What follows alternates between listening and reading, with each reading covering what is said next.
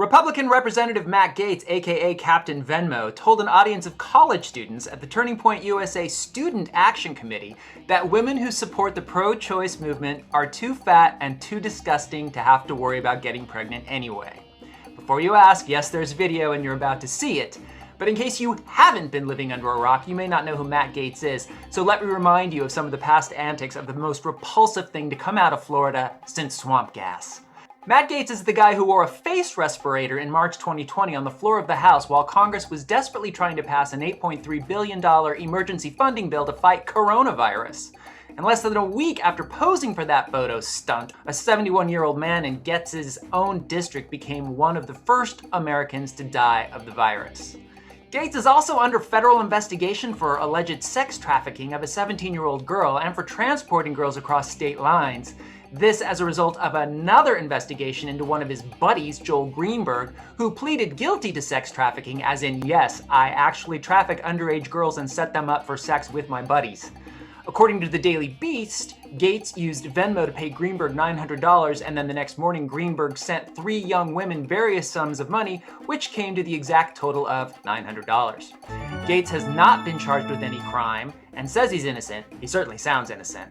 And I'm sure after watching this video of Gaetz, women from one end of the country to the other will be swooning to get to this guy. Line forms behind me, ladies. Take a look. Why is it that the women with the least likelihood of getting pregnant are the ones most worried about having abortions? Nobody wants to impregnate you if you look like a thumb. They're like 5'2", 350 pounds, and they're like, give me my abortions or I'll get up and march and protest. And I'm thinking, march? A few of them need to get up and march. They need to get up and march for like an hour a day, swing those arms, get the blood pumping, maybe mix in a salad. So what have we learned here? Well, Matt Gaetz is cruising into his 40s, but he hasn't grown out of acting like an overly pampered D-bag who has all of his moral crimes and transgressions erased by using his daddy's money and pull. Puzzling considering he's got those stunning good looks to fall back on. I mean, come on, moms of America. Tell me you wouldn't be thrilled to open your front door and see this waiting to take your daughter out. As pundit James Carville likes to say about Gaetz, that boy ain't right. You can just look at his face and know. He got pervert written all over him. Maybe Matt Gaetz realized the authentic personality he was actually born with wouldn't get him very far, so he decided to adopt one of those I'll do anything for attention guys.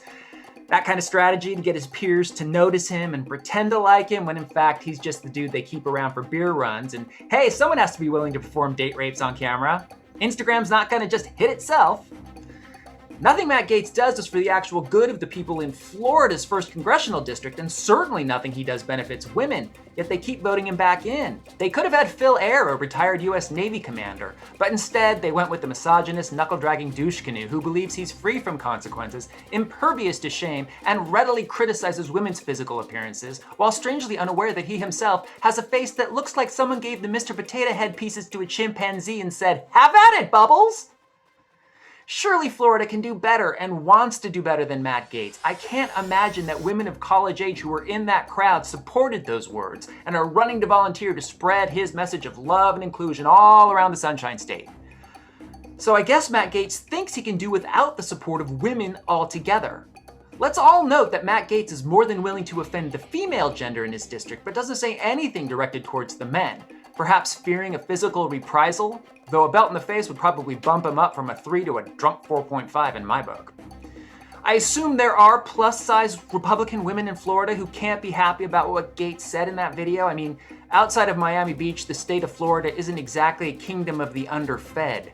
The CDC reports that 50% of Florida's residents, men and women, are overweight, and more than a quarter of them are clinically obese.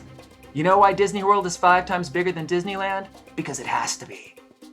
Instead of advocating his constituents to eat better or exercise or stand up and participate in our democracy, to defend what they feel is right for our country through proper civic channels, Matt Gaetz spends his time taking easy shots at Americans he deems weaker and inferior to him, taunting them for advocating for a 10-year-old rape victim who was recently denied a legal abortion in her own state.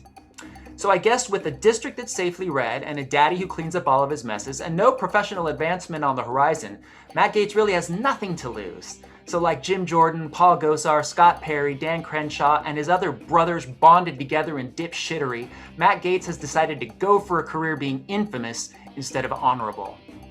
Now, I am a supporter of federal protections for women who choose to end a pregnancy, but I understand that as a man, I don't feel the loss of Roe as deeply as women in this country do. So I try to shut up and take my cue from the women around me I trust. But I can recognize white male privilege when I see it. Matt Gaetz puts women, not just pro-choice women, but women as an entire gender, into either one of two categories: fuckable or pointless. His gender bashing is designed to keep women suspicious of one another because with division comes a loss of power, and he thinks women aren't smart enough to notice what he's doing. We're all gonna have to wait until November to find out whether or not he's right. For more Republicans in distress, subscribe to us on YouTube at YouCantBeatBlue, then follow us on Facebook, Twitter, Instagram, TikTok, and Reddit. Whatever the fuck Reddit is.